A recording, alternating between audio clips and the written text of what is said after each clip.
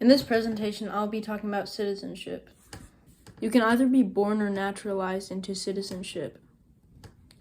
One way is through law of blood, where your citizenship is the same as your parents, and one is through law of soil, when you're born in the USA.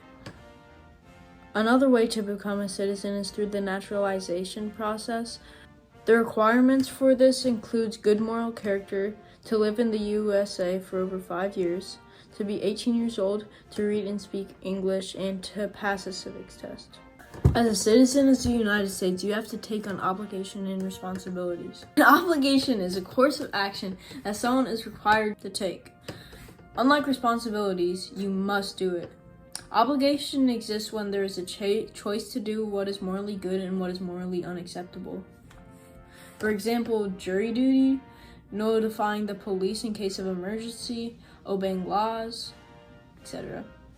If you fail to follow these obligations, then you could get arrested or charged with a fine.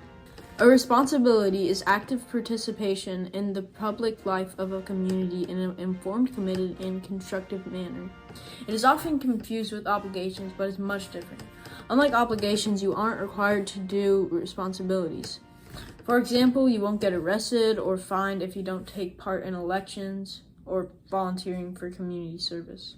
It's just a good thing to do to promote the common good and help out America. The rule of law is that nobody is above or below the law.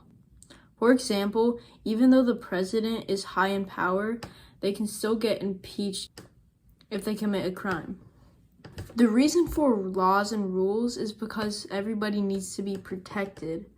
That is why government services were invented, to provide separation of powers, either reserved, concurrent, or delegated.